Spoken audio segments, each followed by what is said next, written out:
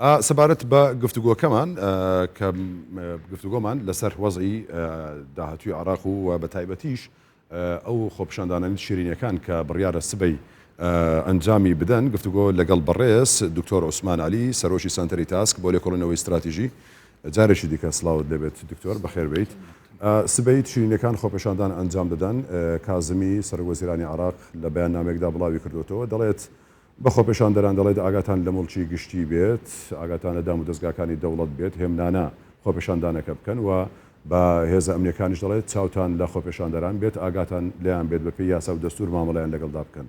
بۆچی ئەم پەیامە دەگەیەنێت سبەی هێندە ترسناک دەبێت مەترسیدار دەبێت پێت وایە ڕۆژەکە چی لێ دێت؟ تشنینەکان خۆیان ئەڵێن ئێمە خۆپیشاندارەکانمان بە شێوەیەکی ئاشتی دەبێت باشە لەبەرەوە خۆیان شوتیان ئێمە ئامانزمان نییە بچینە ناو با بڵێن ناوچەی سەوز، بەڵام خۆپیشاندەرەکان بەشێکی زۆریان سەر بە ڕەوتی سەدرە بێ. ڕەوتی سەدر با بڵێن بەلایەنگیرەکانی خۆیانیان وتووە لە ژێرەوە بچنە ئەوینەوە ئەوە و لەبەرەوەش وەکو بینیمان لە هەواڵەکان سەرایە سەلام لە ئامادە باشەیەکی تەواوم بۆ هەموو ئەگەرێک. ئەگەرەکانش چییە؟ طبعاً خۆی خۆپیشاندانێکی ترە بێ لە دەی مانگ ئەلەوەدا سەدر و جەماعەتی خۆ با بڵێن ئەمە هەر بۆ چوونەیان معلومەیە وەڵڵاهی خۆی با بڵێن بەڕاستی بۆ چوونە چکە وەزع عێراق زۆر معقەدە. لەو خۆپیشاندانەی کە لە دەی مانگە بێ ئەوە دایان ناو ببێتە ملیۆنی و لەوێدا ئەگەری هەیە بچنە ناوچەی سەوزەوە. اینجا با بڵین بۆچی کازمی ئەو مستەفا کازمی ئەو بەیان نامەی دەرکرد چکە مستەفا کازمی بەوە تۆمەتبارە کرێت کە دەستی هەیە لە ژێرەوە ئەو پیاوانەی ئەو کەسانی کەوا لە ئەمنیەتی دەستی لە خۆپیشاندانی شیرینیەکان هەیە بەڵێ دەستی لە ینی پێی خۆشە و پێی خۆشە چونکە بۆچی دوا ڕۆژی مستەفا کاملی ئەگەر ئەو حکوومەتە دابنزرێنێ کە ئێستا هاوپەیمانی دەوڵەت ئەوێ داینات ئەگەر ئەو حکوومەتە دامەزرێنێت مستەفا کازمی نامێنێت چونکە ئیتاری تەنسیقی با بڵێن هاوپەیمانی تەنسیقی زۆر بە یەکلایەنە وتێتی کە ئێمە کازمیمان ناوێت. کازمیش پرۆژەی هەیە بۆ دوا ڕۆژ بمێنێتەوە هەموو کارەکانی کازمی ئەوەیە کە بمێنێتەوە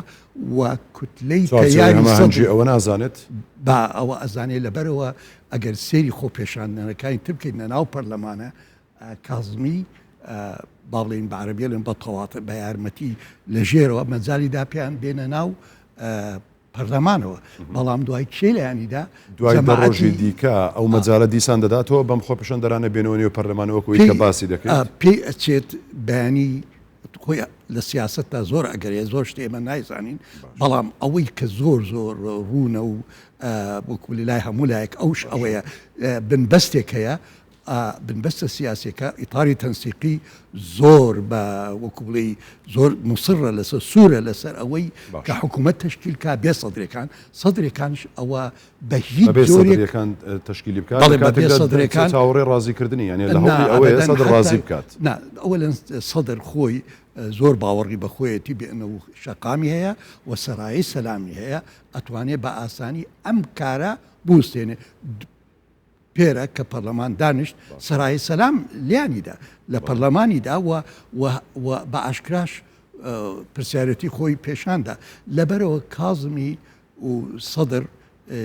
لێک جەبهەن پێشی ئەچێ سەر لە نوێ ئەو خۆپیشاندەران ئەگەر نەچنە ناو پەرلەمانشەوە با بڵێن پەرلەمانیان ناوچەی سەوز ئەو منطقەیە بگرن کە نێڵن پەرلەمان سەر لە نوێ دابنیشێت باشە کە نایڵن دابنیشێت ئەی دوایە چی دەبێت ینی حکوومەتی عێراق خۆی پەچی کەوتووە دوو جار ئەو جارە پەچی دەکەوێت کەواتە چی ڕوودەدات دوای ئەمە؟ کاکە هەندرێن ئێمە لە ناو کوردەواریە قسەیەکە ئەلێ لە گوندێک دوو ئاغا نابێت لە عێراقا دوو پرۆژە هەیە پرۆژەیەکی ئێرانی کە بەرجەستە ئەبێ لە ئیتاری تەنسیقی و قواتی حەشت کە ئەمە پرۆژەیەکی ئێرانیە پرۆژەیەکی سەدرەیە ئەو پرۆژێش صدر هی خۆیەتی هین عێراقیە بەڵێ هین عێراق مەسەلەی مەرجعیەتەیە مەرجعیەتی سەدر هین خۆی و هین باوکی و هین مامی هەستەکە ئێرانیەکان دزیانە جگەلەوەی مەرجعیەتێکی عروبیش هەیە سەدر ڕۆحێکی عروبی و عێراقچێتیش هەیە لەبەرەوە ئەم دوو پرۆژەیە لەگەڵ یەکتریا ناگونجێت. دکتۆر سەرنج ڕاکێشان بۆ پرسیارێک لە هەموو کابینەکانی پێکەنانی حکوومەتی عراقیدا ئێران دەستێکی باڵای هەبوو بە وتەی چاودێران ئەوەی کە خۆشت تێدا باسی دەکەیت دەکرێت بڵێ لەم کابینەیەدا لە پێکەنانی ئەم جارێ حکوومەتی عراقیدا ئەو نزیکی ساڵێک بووە ینی دەکرێت بڵین ئێران ناتوانێت ئەم دەستێتدا هەبێت بەوەی کە سەدر دەیکات ئەوەی کە سەدر دەیکات بۆی دەچێتە سەر یاخود ئێران نایڵێت وەکوی کە باست خۆی ئێران لە دوای کوشتنی قاسمی سولەیمانی بۆشایەکی سیاسی هەیە ئێران ئەمڕۆ لە لوبناان زۆر لاوازە و لە زۆر شوێن لە سیاسەتی دەرەوەی تووشی شکست بووە لە ناو عێراقش هەمان شتە جگەلەوەی وەکو ئێمە ئاگادارین ئەو ئابلوقا ئابوووریەی کەوا لە سەری ئێرانە و بەردەوامە و ئەمڕۆژ بە تایبەتی لەم ئەم هەفتەیەدا ئەو خۆپێشاندانەی کە هەیە لە ناو ئێران حکوومەتی ئێرانی زەعیفە بەڵام کە ئەوان ئێرانیەکان زۆر بە ئاشکراوتیانە ئەڵێ ئێمە ئەوەی لە سووریا کردمان ئامادەین لە عێراقش بیکەین لەبەرەوە ئەگەر بێت وەزعەکە تێک بچێ ئێرانیەکان ئەچین ڕاستەوخۆ دێنە ناو مەسەلەکەوە ئەو دوو پرۆژە بێت لایەکی سەرکەوێ ئێرانیەکان سێر کازمیەکەن سێر سەدرەکەن وەکو مەشروعێکی ئەمریکی ئیماراتی تورکی ینی ئاوا سێر دەکرێت کەواتە با پرسیارەکەوا بکەم ئەم مەشروعە ئیماراتیە ئەمریکە تورکیا دەسوەردانیان دەبێت ئەوە لەسەر بۆچوونی خۆت دەسوەردانیان دەبێت بۆی هەماهەنگ و هاوکار من لەگەڵ سەدر بۆی بتوانێت حکوومەتێکی تۆکمە و باش پێک بهێنێت بە کەیفی ئەوان بێت خۆی ئێران بەهێزترە لەو مەسەلەیە لەبەرەوەی ئێران نایڵێت ئەو بەڵێ ئەو پرۆژەیە ئێستا ئەوان کازمی لە مەشروعێکی ئەمریکیەوە هیچ گومانیتیانە و ئیماراتش دامیەکە و شەقامی عەرەبی و بە تایبەتی شەقامی شیعش هەر دامی ئەو شتاکە بەڵام ئێران هەر وەکو ئەمڕۆ ئەبینین هەموو شارەکانی ئێران خەڵکەکە هەستاوە و ئەڵێت ئەم ڕژێمەمان ناوێ یعنی ئەمە ئەم جارە ئەو وەکو ئاگاداری جەنابەت خۆپێشاندار لەسەر نەوت نییە لەسەر کارەبانیە لەسەر ئەوەیە کە ئەڵێ ئەمانەوێ ئەم ڕژێمەی کە هەیە هین ئاخوندەکان نەمێنێت بەڵام ئێران هێزی بە هەموو هێزێکەوە لی دەدا وین اینجا ئەگەر بێت اینجا کاکان دەرێن ئەم خاڵە بۆ کورد زۆر گرنگە ئەگەر بێت ئێران ئەم مەشروعی دەوڵەتی با بڵێن ئەو هاوپەیمانی کە ئێستایە بە ناوی هاوپەیمانی دەوڵەت ئەگە سەرکەوێ ئەوان ئەیانەوێت لەو مەشروعی کازمی و سەدر بدەن مەثەلەن ئەو شتانی کەوا ئەو کەسانەی کازمی دایناوە لە سوپا لە ئەمنیەت هەمووی بە ناوی ئەو حکوومەتەوە دەریکەن مەشروعی ئێرانێکە باشە اینجا ئەگەر خۆپێشاندار بوو خۆپێشاندان بوو لە دوای دامەزراندنی ئەو حکوومەتە ئەوان چۆن ئیسە لە ئێران لێدەن بێڕەحم و بێسۆز و بە هەموو جۆر لەبەرەوە کاکە هەندرێن لەبەرەوە کورد بە بۆچوونی من هەڵەی کرد چووە ناو ئەو باشەکەواتە با پرسیارەکە لێ بکەم ینی لە نێوان ئەو دوو پرۆژەیەدا کە باست کرد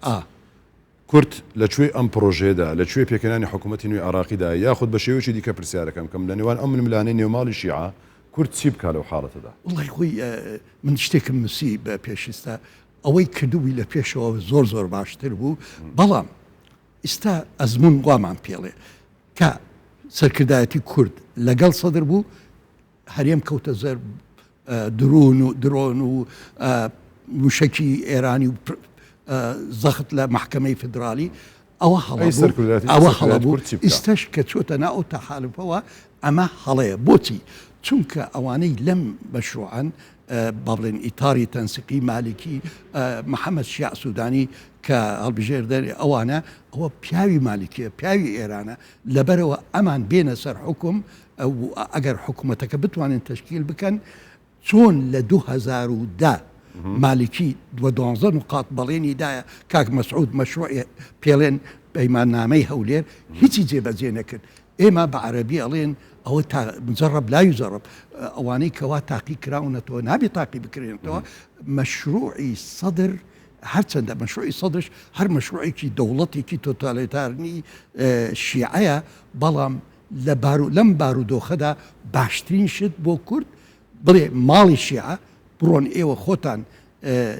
ماڵی یەکلاکەنەوە ئەو دەربارەی سەرۆک وەزیران ئەوە یەکلاکەنەوە و لە هەمان کاتە بە بۆچوونی من بە زووترین کات ماڵی کوردی ئەبێ بە یەک کاندید بچێتە بەغدا بڵێ ئەوە ئێمە سەرۆک کۆمارمان ئەوەیە فەرمونون ئێوە ئیشەکان خۆتان ئەگە کورد دوورە پەرێز بێ ئێران ناتوانێت بە هیچ جۆرێ ئەمما ئەگەر هەر وەکوی سەبەداخۆ ئێمە چوینەتە ناو ئەوەی هەوپەیمانەیە بە بۆچوونی من ئەو شەش نقاتەی کەوا لە ناو ئەو اتفاقی بەغدای پێڵێن هەمووی مەتاتیە و مالکی و محەممەد شیعی سوودانی هیچی جێبەجێ ناکە کورد ئەبێ بێلایەن بێت حتاکو وەزعی بەغدا و کاکەندرێن ئەگەر وەزعی بەغداش بتەقێتەوە لە ساڵحی هەرێمە باش بەڕێز دکتۆر عوسمان عەلی سەرۆکی سەنتەری تاسک بۆ لێکۆڵینەوەی استراتیژی سوپاس بۆ تۆ ماندوومان کردی دکتۆر شانی سپاس بۆ ئێوە سپاس